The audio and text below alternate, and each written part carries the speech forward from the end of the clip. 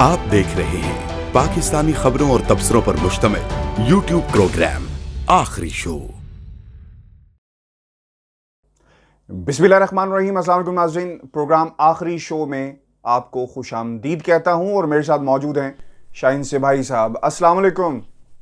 जी वालेकुम सलाम इरफान, आप खैरियत से हैं? बिल्कुल, बड़ा हैवी डे है आज तो, बहुत हैवी डे है। अल्लाह का बड़ा ही शुक्र है, चीज़ें बेहतरी की तरफ जा रही हैं। सर, आपको और व्यूअर्स के लिए एक तो बड़ी इंपॉर्टेंट चीज़ जो आपकी इजाज़त से पहले मैं प्रोग्राम शुरू करने से पहले हमने बता दें कि क्या प्लान किया गया है, कुछ रद्दबदल हम करने जा रहे हैं। व्यूअर्स, पहले जो प्रोग्राम था हमारा पीर, मंगल और बुध के रोज़ आता था, मंडे, ट्यूसडे एंड वेडनेसडे, लेकिन अब हमने ये फैसला किया है और आपकी पुरजोर फरमाइश के ऊपर कि हम अब ये प्रोग्राम ऑल्टरनेट डेज पे करेंगे। यानी पीर वाले रोज़ हम आपके पास आया करेंगे और मंगल को हमारी जो है वो छुट्टी होगी, अनलेस एंड अनटिल कोई बड़ी डेवलपमेंट हो जाए तो शाहीन साहब और मैं आपके सामने हाजिर हो जाएंगे। और फिर इसी तरह वेडनेसडे आपसे दोबारा मुलाकात होगी, थर्सडे हमारा ऑफ होगा, फ्राइडे फिर हम आपके साथ दोबारा मुलाकात करेंगे। लेकिन इसके दौरान अगर कुछ डेवलपमेंट्स होंगी तो यकीनन उस पर भी तफसील से बात होगी। स्पेशल एडिशन तो any time it can happen, depending on कि कोई अगर मेजर स्टोरी होती है तो we can do any time. या बिल्कुल सही है। आज एक और भी इंपॉर्टेंट बात है शाहीन साहब, आपको याद होगा कि हमने जब ये प्रोग्राम शुरू किया था आखिरी शो, तो मकसद ये था कि दिन के और शाम के जितने भी प्रोग्राम्स हैं, जितनी खबरें हैं, जितनी हेडलाइंस हैं, उनका अहाता किया जाए आखिरी शो के अंदर और हम क्रिटिसाइज कर सकें। और ये क्रिटिसिज्म ये नहीं कि तनकीद करनी है, अगर किसी ने अच्छी बात की है तो उस पर भी जो है उसकी शाबाश देना बनती है। तो मीडिया क्या कर रहा है, ये हमारा मकसद था। तो आज सर प्रोग्राम्स हमने सारे देखे हैं और पार्लियामेंट में क्या हो वो भी देखा, पाकिस्तान के सियासतदानों ने क्या किया वो भी हमने मिलकर देखा। तो आज हम इन सब का पोस्टमार्टम करेंगे और आगाज करते हैं आज की हेडलाइन का से। आपने तहरीक लब्बैक पाकिस्तान, अब तो कदम कहना चाहिए, से करारदाद पार्लियामेंट में पहुंच गई, लेकिन वहां पर क्या हुआ, अजीब समा था। वो लोग जो पार्लियामेंट में हर चीज को ले जाने की बात करते हैं आज वहां से गायब हुए। पाकिस्तान पीपल्स पार्टी गायब हो गई। नून लीग वाले कहते हैं कि हम जूता मारेंगे, ये स्पीकर को कहा जा रहा है। और फिर शाहीन साहब ये भी हुआ कि काशिफ अब्बासी साहब के प्रोग्राम के अंदर भी बहुत कुछ हुआ है। वो मैं आगे चल के आपके सामने रखता हूं कि ये लोग पार्लियामेंट में नहीं गए, प्रोग्रामों में पहुंच गए अपनी दिहाड़ियां पक्की करने के लिए और बताने के लिए कि जनाब हम हाजिरी लगाकर आ गए। कौम को बेवकूफ़ आज हमने खूब बनाया है। कलदम तहरीके ये जो लब्बैक पाकिस्तान है, गवर्नमेंट ने सर कैसा प्ले किया है? मुज़ाकरात कामयाब हुए हैं और अब आपके सामने है, क्या कहेंगे? जी देखिए, यहीं से शुरू करते हैं कि ये जो 2-3 दिन से ड्रामा हो रहा था लब्बैक का और काफ़ी नुकसान भी हो गया उस पर, मेरा ख्याल है ये कुछ गवर्नमेंट ने थोड़ी देर करी इसको एंगेज करने में इन लोगों को, और मामला जब काफ़ी बिगड़ गए फिर ये लोग मैदान में आए, लेकिन उसके बाद फिर उन्होंने हैंडल कर लिया और बातचीत भी शुरू हो गई उनसे एग्रीमेंट भी हो गया, उनको समझा भी दिया, उनकी समझ में भी आ गया। और यही बात जो अब ये पार्लियामेंट में लेके आए हैं, इसमें कोई कंसीड गवर्नमेंट ने कुछ नहीं किया। एक बात बड़ी इंपॉर्टेंट इसमें यह है कि गवर्नमेंट ने इसमें कंसीड कुछ नहीं किया। कुछ लोग कह रहे हैं, कई जगह एक लिखा है कि जी ख़बरें इंटरनेशनली भी उसको ट्विस्ट किया जा रहा है कि जी पाकिस्तान गवर्नमेंट सरेंडर या क्रम्बल्स, कुछ इस किस्म का इंप्रेशन दे रहे हैं, लेकिन ऐसा कुछ हुआ नहीं है, क्योंकि इसमें सिर्फ उन्होंने ये कंसीड किया है कि जी हम इस इशू को पार्लियामेंट में डिस्कस करेंगे, that's all the resolution says, और वही वो करने जा रहे हैं। और अब उसके बाद उन्होंने कहा जी कि जी टाइम चाहिए हमें, और अपोजिशन वाले जो जूता मारने के लिए खड़े हुए थे, मुझे तो बहुत सख्त अफसोस हुआ और बहुत ही मुझे गुस्सा भी आया कि ये हमारे प्राइम मिनिस्टर का लेवल है ये, कि ये प्राइम मिनिस्टर साहब बन गए थे और खड़े होकर स्पीकर को कहते हैं मैं तुम्हारे सर पे जूता मारूंगा आके। व्हाट नॉनसेंस, यानी इनको शर्म आनी चाहिए। और आगे फिर वो आप जैसे काशिफ अब्बासी के प्रोग्राम में कह रहे थे कि काशिफ अब्बासी ने पूछा उनसे कि जी ये जो आप बात कर रहे हैं इसका क्या जवाब है, अगर कोई इसी तरह आपके साथ करे तो आप। उन्होंने बाद में जवाब दिया कि जी हाँ हम कहेंगे ये बिल्कुल ठीक किया आपने। यानी ये भी हद है कि काशिफ अब्बासी के प्रोग्राम में वो कह रहे हैं खाकान अब्बासी साहब कि अगर हमारी गवर्नमेंट होती और हमारा स्पीकर होता और कोई इस तरह का वो पार्टीजन या ये करता तो हमारा बंदा खड़ा होकर कहता कि जी हम जूता मारेंगे और बिल्कुल ठीक करता। यानी ये लेवल अब इनका पता नहीं क्या कहना चाहिए इस पे, मगर यही लेवल है अब इनका पॉलिटिक्स का, यही लेवल है इनकी समझ बूझ का। मेरा ख्याल है ये किसी ने कहा भी था, और कि आप शायद काशिफ अब्बासी के प्रोग्राम में ये बात हुई कि आप बहुत ज़्यादा इम्प्रेस हो गए हैं एग्रेशन जो है, वो जो मरियम बीबी ने एग्रेशन और कन्फ्रंटेशन की जो एक इंजेक्शन लगाया है सबको, उससे ज़्यादा आप भी इम्प्रेस हो गए। तो ये इम्प्रेस हुए या नहीं हुए, लेकिन एक बात ये हो सकती है कि ये सारा कुछ मरियम को इम्प्रेस करने के लिए किया जा रहा है। बहरहाल बहुत ही बुरी उन्होंने की और इसको कंडेम करना चाहिए, ऐसा नहीं होना चाहिए। अच्छा, अब आपने कहा कि जी वो पीपल्स पार्टी जो है वो तो भाग गई, ये फिर एक भाग गई सर, ऐसी भाग गई है आपके कमेंट से पहले। मुझे पता है कि आपके पास खबर भी है इससे मुतालिक, वो नहीं, हम मुझे डिटेल में सुनेंगे। मैं तो इसको अंदाज़ा मुझे हो रहा है कि जी क्यों वो भागे हैं। मतलब वो इसलिए नहीं भागे कि उनके पास कुछ कहने के लिए नहीं है, या वो कोई पॉलिटिक्स नहीं कर रहे हैं, या वो ये इसका एक बड़ा स्पेसिफिक रीज़न है भागने का। और उसका स्पेसिफिक रीज़न क्या है? फ्रांस और फ्रांस और उसके links, old links of France with mister Zardari, ये है उसका बेसिक भागने का रीजन। आप सॉरी, मैं आपकी बात काट रहा हूं, क्योंकि मैं यहाँ पे एक खबर आपके साथ शेयर करना चाहता हूँ, और मैं डिटेल फिर हम आपसे ऑब्वियसली लेंगे। इत्तेजाज अहसन साहब कहते हैं कि हम एक सफ़ीर निकालेंगे, वो 27 सफ़ीर निकाल देंगे। तो इत्तेजाज अहसन साहब भी बोल रहे हैं।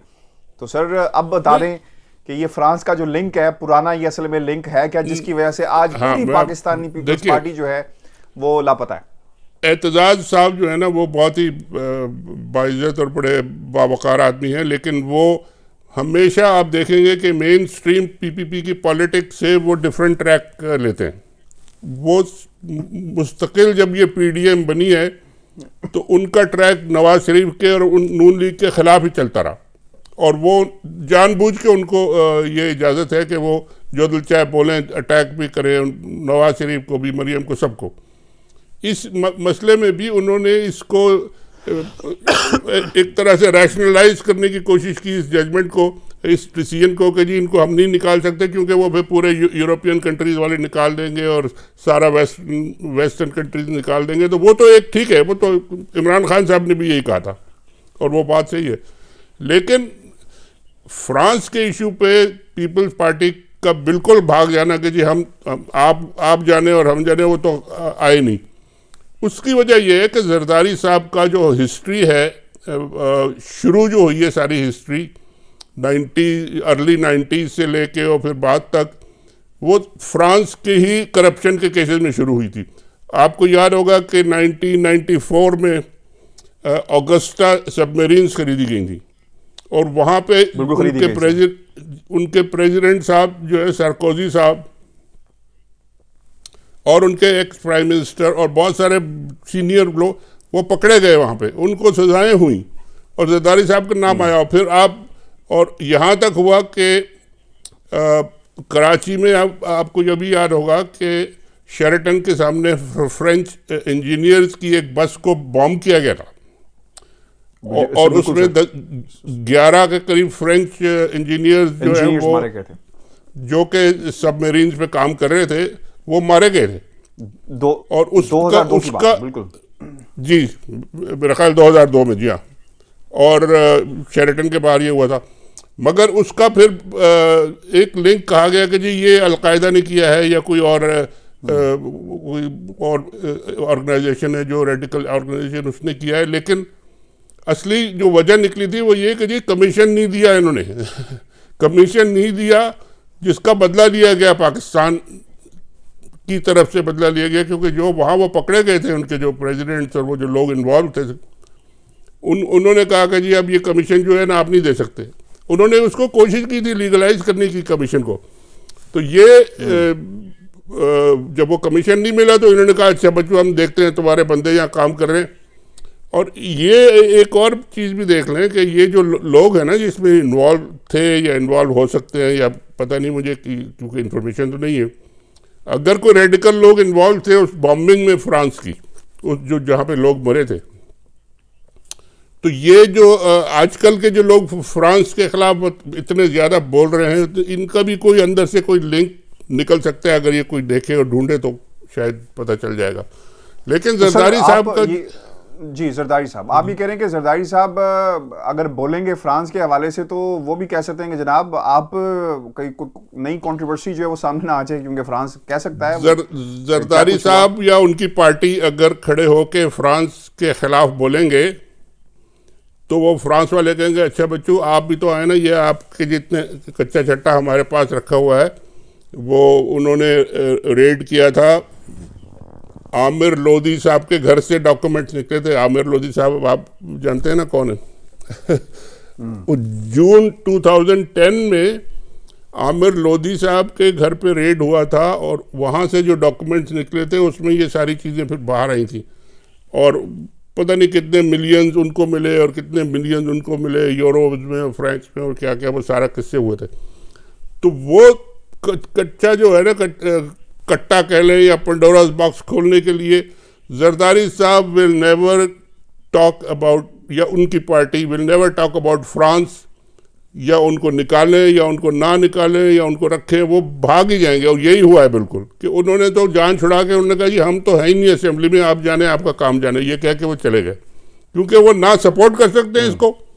सपोर्ट अगर करेंगे वो आके कि जी नहीं फ्रेंच एम्बेसडर को नहीं निकालना चाहिए, तो वो एक तरह से गवर्नमेंट की सपोर्ट होगी, एक तरह से वो अपोजिशन में झगड़ा होगा और डिवाइड होंगे और वो लोग उनको गाली उधर से देंगे। और अगर वो कहेंगे कि जी निकालना चाहिए तो वो फ्रांस वाले उनकी गर्दन मरोड़ेंगे। तो उनके लिए तो कोई रास्ता नहीं है इस मामले में, तो वो तो पतली गली से निकल गए। और मेरा ख्याल है उनके लिए यही बेहतर है, वरना ये वो असेंबली में आके कुछ नहीं कह सकते। और जहाँ तक एतजाज़ साहब की बात है वो बोलते रहेंगे, क्योंकि वो उनको एक लाइसेंस है कि वो पार्टी की पॉलिसी से हट के जो मर्जी है कहना चाहें वो कहें। खैर है, तो ये इनका तो बैकग्राउंड बड़ा क्लियर है। शाहीन साहब, हम अब मीडिया सेक्शन के अंदर हैं और प्रोग्राम तो हमने काशिफ अब्बासी साहब का भी था और बाकी भी एतजाज़ हसन साहब ने जो बात की उसे भरपूर पोस्टमार्टम किया आपने। आप कुछ क्रेडिट भी दे देते हैं।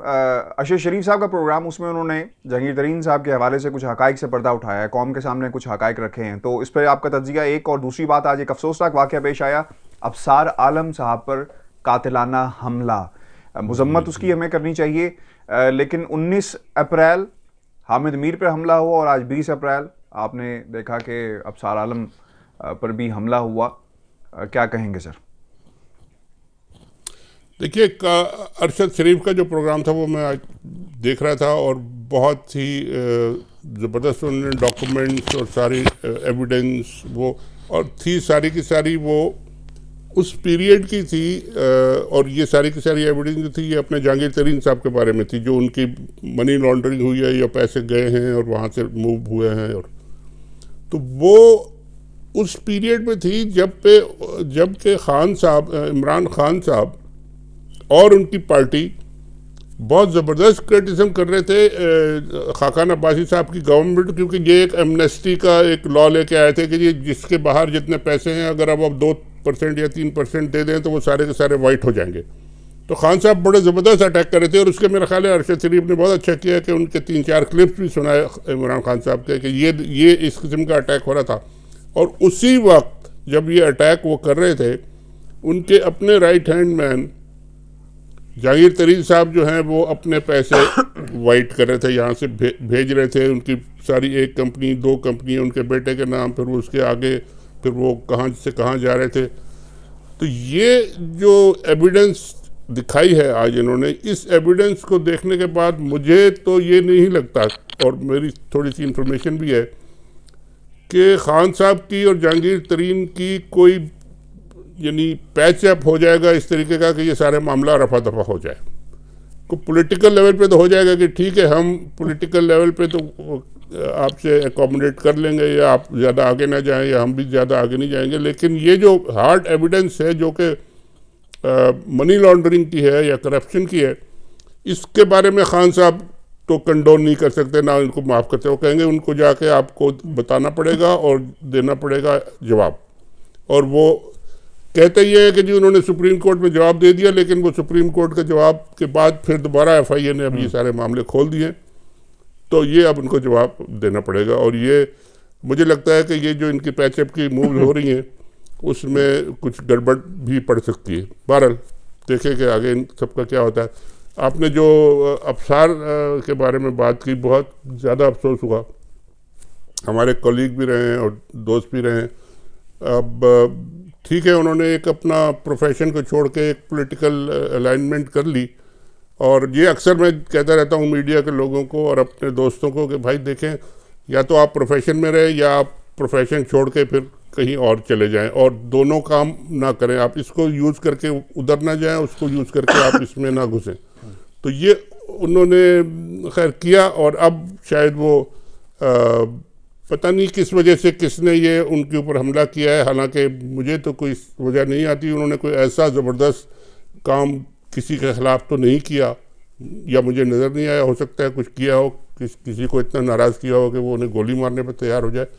मगर यह कि बहुत अफसोस की बात है, और इसे कंडेम करना चाहिए, और गवर्नमेंट को चाहिए कि इसमें चाहे अफसार हों, चाहे हामिद मीर हों, चाहे कोई भी हो, मीडिया का है अगर वो, तो गवर्नमेंट को चाहिए कि पूरी तरह उसकी तहकीकात करके और पता लगाए कि जी कौन थे।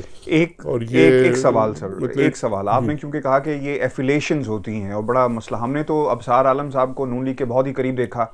जब नवाज शरीफ साहब तकरीर जब इलेक्शन जीते थे तो माल्डोन के घर में बिल्कुल साथ अबसार साहब खड़े रहे, और दुनिया टीवी में जिस तरह खबरें चलती रही और कितनी बैकिंग थी नून लीग की, इसमें तो सर कोई दो राय नहीं, क्योंकि हमने उनके साथ काम किया और हमें क्या इंस्ट्रक्शंस होती थी, हमें वो जितने लोग उन्होंने काम किया उनको जानते। ओपनली नहीं, अब सार का ये अफसोस की बात ये थी कि ही ओपनली बिकेम पार्टी टू, और वो उनके साथ करते रहे। ठीक है, अब ये उनका अपना फैसला था, लेकिन ये कि अब जबकि नून लीग अपोजिशन में है और नून लीग काफ़ी कन्फ्रंटेशन के मूड में है, और वो अभी भी उनके साथ शायद खड़े होंगे, या होना चाहिए उनको, अगर वो पार्टी उन्होंने एक तरीके से एफिलिएशन जाहिर की है तो।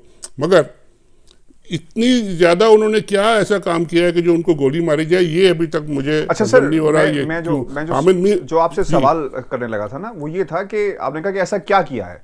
हम यहाँ पर बैठकर क्रिटिसाइज करते हैं उन तमाम लोगों को जो पाकिस्तान के बारे में बात करते हैं और अपनी जमात की झूठ बोलते हैं। नून लीग वाले ऐसे बहुत सारे एलिमेंट्स हैं जो झूठ पे बात करते हैं, और बहुत पीपल्स पार्टी में भी ऐसे एलिमेंट्स हैं। तो जब मैं पाकिस्तान के अंदर लोगों को पता चला कि मैं आया हुआ हूँ, तो उन्होंने बाकायदा पैगामात भेजे कि अपना ख्याल रखिएगा, ये माफियाज हैं, आप पे हमला हो सकता है, अटैक हो सकता है। तो सर ये ग्रोहों का मसला है, ये कबीलों की लड़ाई है। जब आपने अपना कबीला ही बदल लिया तो फिर आप किस कबीले से हैं? आप तो सियासी हो गए। तो अबसार साहब के साथ भी यही मसला रहा।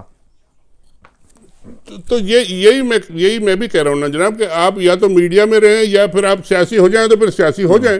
बहुत से लोग हो गए सियासी और हो जाते हैं, लेकिन दोनों तरफ आप प्ले ना करें। आप यानी ये इंप्रेशन ना देंगे कि मैं मीडिया का बंदा हूँ, मेरे ऊपर अटैक हुआ तो ये फ्रीडम ऑफ एक्सप्रेशन और फ्रीडम ऑफ प्रेस पे अटैक है, और बाकी काम मैंने उन पार्टी का करना है, वहाँ को कोई फ्रीडम वगैरह या मैंने न्यूट्रलिटी या ऑब्जेक्टिविटी नहीं दिखानी। ये काम मीडिया को नहीं करना चाहिए। यही काम हामिद मीर पे जब अटैक हुआ था तो मैं दुबई में था और शकील रहमान साहब के पास था। मैंने उनसे कई दफ़ा कहा कि जी आप ये डायरेक्ट इल्ज़ामात ना लगाएं। अभी उस एक दो घंटे पहले की बात थी ये, उस वक्त जियो ने करना शुरू कर दिया। वहीं से मेरा उनसे झगड़ा भी वहीं से शुरू हुआ था कि जी ये आपने सही नहीं कर रहे। तो ये इस किस्म का काम नहीं करना चाहिए। अब मैंने सुना है कि कुछ लोग इल्ज़ाम लगा रहे हैं लोगों पे, मगर ये जब तक पूरी तरह गवर्नमेंट इन्वेस्टिगेट करके बताए ना कि फैक्ट क्या है, कोई पकड़ा जाए, कोई आए तो फिर सामने फिर बात करनी चाहिए। शाहीन साहब, किस्सा निस सदी का है, और मुझे तो आज पता है कि क्योंकि बात आसिफ अली जरदारी साहब की हो रही है तो किस्सा वहीं का है। क्या देखिए, ये मैं अभी सोच रहा था, अभी जो आपसे बात भी हो रही थी कि जी ये फ्रेंच सबमरीन्स का मसला जब आया, और ये फ्रांस के बारे में क्यों नहीं बात करते। ये 92 की बात है, 94 में फिर साइन हुआ था फ्रेंच डील, 92 में शुरू हुई थी बातचीत। तो उससे पहले का ये मुझे किस्सा याद आ गया, जब मैंने पहले भी उसका एक जिक्र किया था कि हमें एक जाम सादिक अली पूरे डेलीगेशन को ले गए थे सिंध, और वहाँ हमको कहा कि घूमें फिरें। तो पहला जो काम हमने किया था, हमने कहा था कि जरदारी साहब का हमें घर दिखाएं। तो वहाँ पे इकबाल हैदर साहब थे पीपल्स पार्टी के उस वक्त, बेचारे वो तो बहुत हो गए बाद में, और इनके ब्रदर थे फरियाल तालपुर के, जो तालपुर मुनव्वर तालपुर साहब थे। वो फिर हमें ले गए उनकी वालदा के घर, जो अवारी होटल कराची के बिल्कुल पीछे है, हाकिम अली जरदारी का जो घर है। तो वहाँ पे ले जाके हमने जो हालात देखे उस वक्त के, तो वो उससे तो मुझे बहुत ही, यानी एक तरह से मैं परेशान हैरान हो गया। और मैंने फिर लिखा भी था उसमें, उनके हालात इतने बुरे हालात थे कि आपको मैं बयान नहीं सकता। वालदा जो थी इनकी एक कमरे में एक ऐसे बिस्तर पे लेटी हुई थी कि जिस पे मेरा ख्याल है कोई 2-3 हफ्ते से किसी ने सफाई नहीं की, दवाओं के ढेर पड़े हुए थे, मिट्टी और चादर पर्दे वाले सब गंदे, बाहर कोई बंदा नहीं। एक उनका जो भाई है छोटा, टप्पी साहब, जो बाद में बहुत मशहूर भी हो गए और बड़े बड़े उन्होंने काम कारनामे भी अंजाम दिए, अब वो बाहर शायद बैठे हैं दुबई में।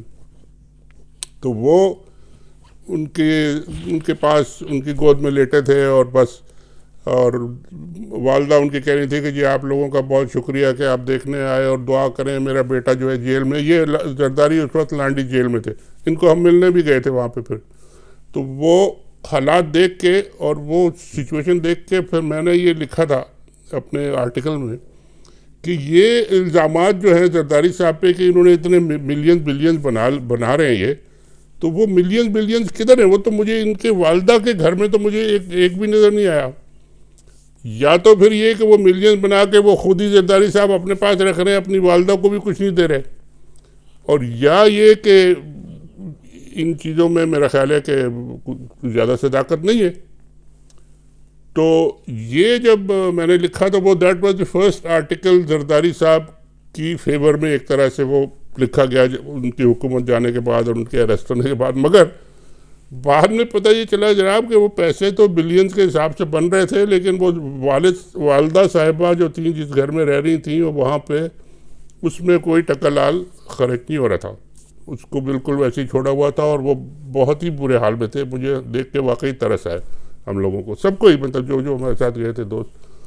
तो ये एक और रिफ्लेक्शन है जरदारी साहब पे कि आप पैसे वैसे तो बना लेते हैं, लेकिन आप अपनी वालदा का भी ख्याल रखें। अगर आपकी वालदा की दुआएं ली होती तो शायद इतने बुरे हालात में ना होते आप।